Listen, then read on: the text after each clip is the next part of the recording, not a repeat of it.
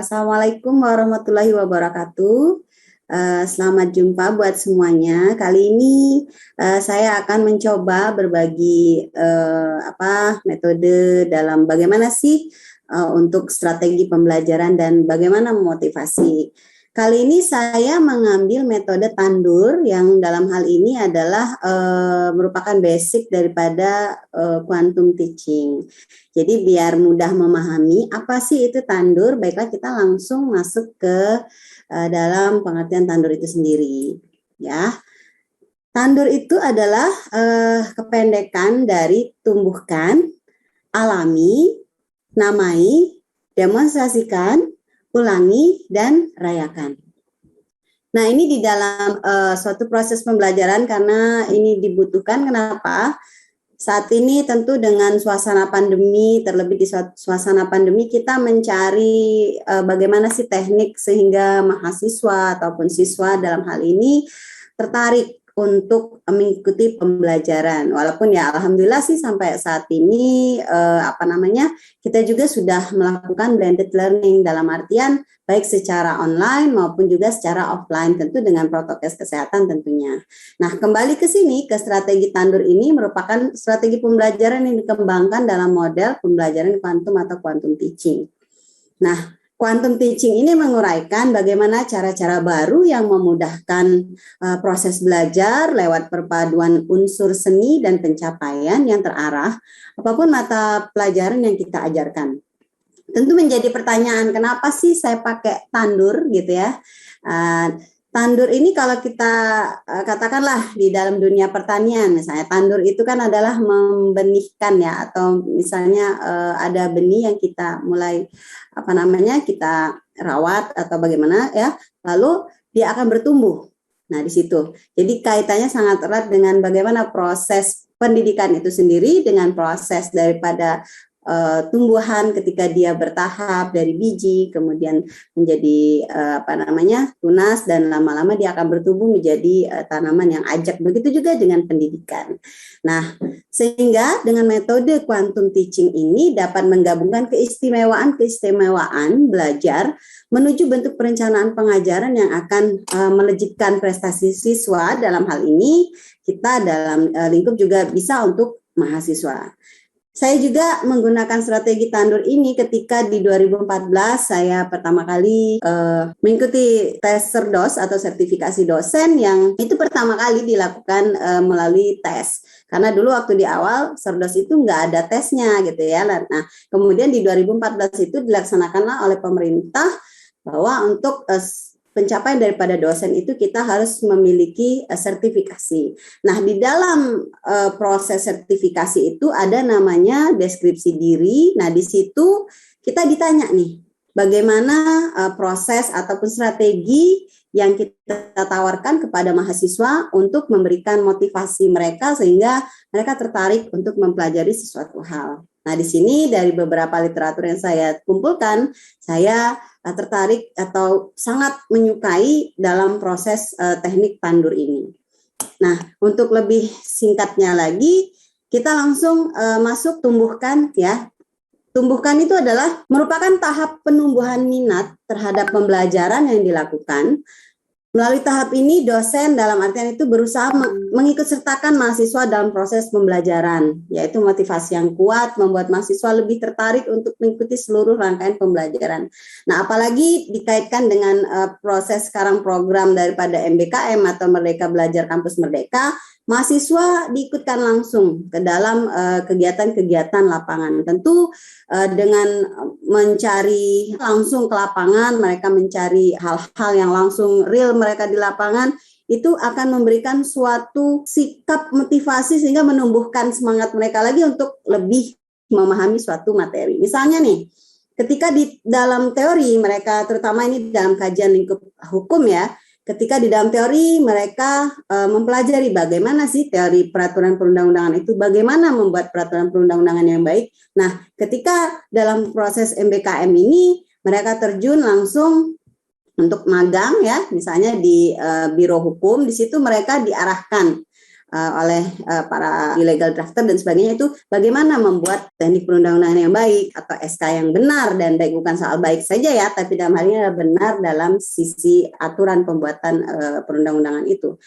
Nah, kemudian dari sini mereka akan bertanya lagi ya, hal apa sih yang mereka pahami di sini, apa yang mereka lihat ya, lalu apa manfaatnya mereka melakukan pemagangan tersebut misalnya. Terus apa yang menjadi temuan-temuan mereka pada saat terjun langsung ke lapangan. Nah, kemudian lagi kita lanjutkan lagi dengan alami ya. Tadi kan tandur ya, yang pertama tumbuhkan, lalu selanjutnya adalah alami. Nah, alami ini merupakan tahap menghadirkan suatu pengalaman, sama juga yang dapat dimengerti oleh semua mahasiswa, sehingga mereka mengeksplor gitu ya, dalam mengeksplorasi kejadian-kejadian yang terjadi di lapangan.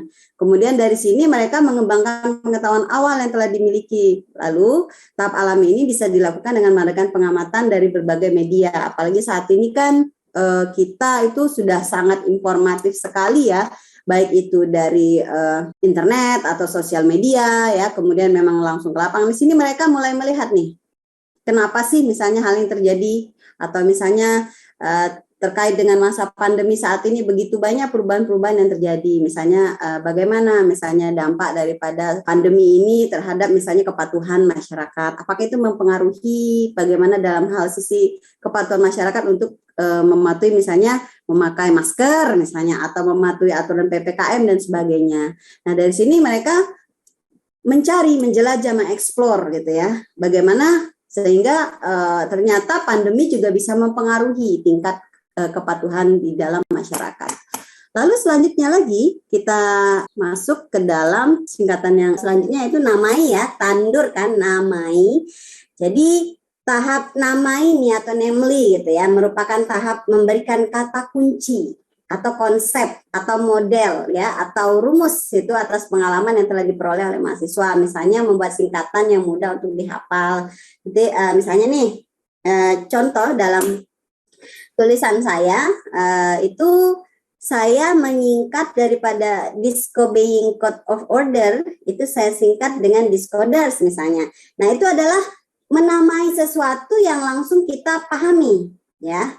Nah, di sini kita jadi membuat singkatan-singkatan atau catatan-catatan atau note-note kecil yang kita memahami itu, sehingga kita mudah untuk memahaminya, dan kita biasanya kalau nama-nama yang singkat itu kita lebih mudah paham, lebih mudah mengingatnya gitu ya.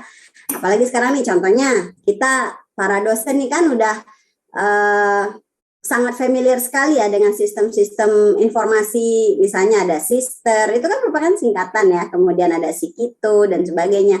Nah, itu yang maksudnya namai, sehingga itu merupakan konsep atau model yang mudah dipahami oleh mahasiswa seperti itu ya. Lalu selanjutnya lagi, nah ini setelah semua dari tandur tadi, kemudian dialami, lalu dinamai, nah ini harus didemonstrasikan ya. Jadi tahap demonstrasi ini bisa dilakukan dengan misalnya di depan kelas ya, ataupun misalnya membuat suatu games, atau misalnya ada diskusi. Kalau di dalam hukum misalnya, anak-anak fakultas hukum itu, mahasiswa fakultas hukum, mereka melakukan misalnya peradilan semu gitu ya, atau moot court. Jadi suatu moot court itu dilakukan, moot court di sekolah kita ataupun misalnya di universitas ataupun pendidikan hukum lainnya, itu dibuat semacam memang real ya, real pengadilan. Misalnya ini bagaimana nih kalau pengadilan untuk kasus misalnya perdata atau pidana, atau misalnya tata usaha negara dan sebagainya, dia itu didemonstrasikan. Ya, jadi dari tahap-tahap yang sudah diawali tadi, lalu semuanya dikolaborasi, lalu didemonstrasikan, direalkan gitu ya, sehingga mereka seolah-olah memang saya memang dalam suatu suasana persidangan yang benar-benar nyata. Seperti itu. Memang suasananya dibuat seril mungkin dari misalnya pengaturan layout ruangannya ya, menggunakan istilahnya tapak hijau gitu ya, lalu ada misalnya ya suasana pengadilan lah gitu ya, ada posisi-posisi kursinya gitu, lalu ada untuk biasanya di pengadilan itu ada kayak gambar-gambar yang menunjukkan dia agama-agama gitu ya, misalnya simbol-simbol agama, 5 agama yang diakui di Indonesia. Lalu selanjutnya setelah mereka mendemonstrasikan, bisa juga mereka apalagi saat ini anak-anak kan sudah lebih kreatif ya. Mereka mungkin membuat katakanlah atau TikTok gitu ya, atau misalnya jadi dimanfaatkan nih, dioptimalkan daripada sosial media itu. Misalnya di Instagram atau misalnya dia membuat YouTube atau video dan sebagainya, itu didemonstrasikan. Tentu akan lebih baik lagi sesuatu itu kita ulangi ya, sehingga sesuatu yang diulang-ulangi itu akan lebih ingat dan lebih paham. Orang banyak istilahnya referensi yang mengatakan bahwa sesuatu yang diulangi atau pengulangan yang dilakukan terus-menerus tentu akan lebih tinggi ya, kita lebih ingat gitu ya. Sebenarnya kita semua ini pada dasarnya tuh mempunyai daya ingat yang sangat tinggi, tapi tingkat pengulangannya gitu ya, kita mungkin belum mengoptimalkan pengulangan-pengulangan tersebut, karena sesuatu hal yang dilakukan berulang-ulang ya, seperti juga misalnya dalam penelitian ya, nggak mungkin langsung sekali jadi gitu kan. Jadi dia dengan dilakukan berulang-ulang tentu nanti akan menghasilkan hasil yang empirik, katakan akan hasil yang memang mudah untuk diingat kembali, dikaji kembali dan sebagainya. Nah, jadi di sini semakin sering dilakukan pengulangan, maka pengetahuan itu akan semakin mendalam. Memang kuncinya adalah mengulangi untuk membaca ya, mencari referensi, mengembangkan literasi yang terkait dengan literasi apa yang akan kita fokuskan. Bukan hanya di dalam hukum ya, mungkin banyak juga di bidang-bidang lain. Jadi sesuatu itu harus dilakukan berulang kali gitu ya, sehingga semakin mengulang itu insya Allah akan semakin bagus dalam kita koneksi saraf kita gitu, lebih mudah untuk mengingatnya. Nah, setelah didemonstrasi, diulangi gitu ya, lalu kita pada akhirnya adalah tentu siapapun kita ya, mau yang kecil, mau yang dewasa ataupun udah tua gitu ya, tentu kita sangat suka tuh dipuji gitu ya. Tentu kita akan merayakan atas achievement kita, atas keberhasilan kita, sehingga memang sangat perlu dari sisi istilahnya memberikan penghargaan itu, misalnya ada merupakan wujud pengakuan ya dari orang tuh, biasanya bukan soal materi atau bukan soal besarnya gitu ya, tapi bentuk dia dihargai itu adalah suatu kebanggaan tersendiri. Nah, biasanya kalau sudah mahasiswa misalnya ya, di kelas saya juga misalnya, di kelas itu saya kalau misalnya ada tugas atau misalnya mahasiswa-mahasiswa yang saya lihat bikin paper, misalnya tugasnya, kalau tugasnya itu saya nilai baik ya, itu biasanya akan saya ambil katakanlah 2 atau 3 yang baik, itu akan biasanya saya beli reward. Ya, reward kecil-kecilan sih sebenarnya, tapi itu sudah mereka sangat senang sekali ya.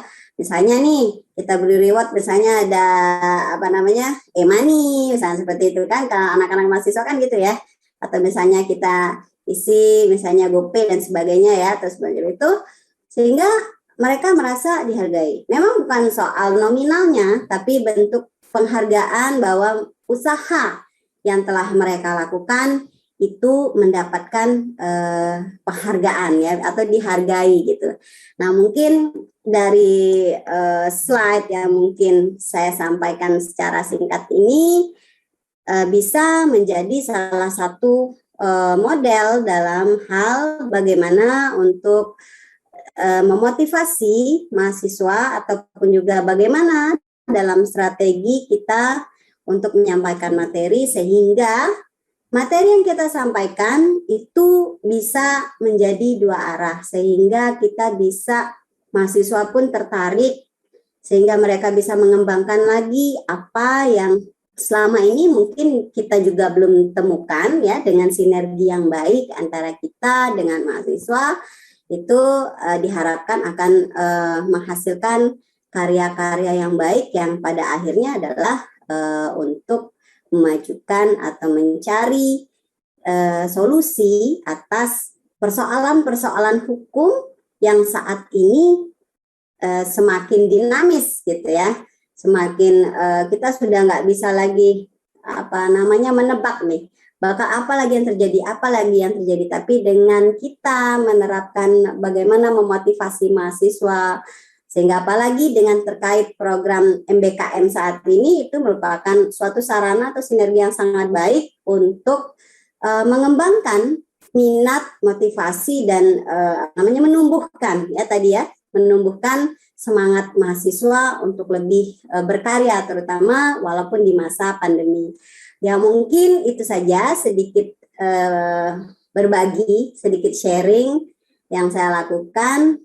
Semoga materi kita pada hari ini bisa bermanfaat untuk kita semua. Terima kasih. Assalamualaikum warahmatullahi wabarakatuh.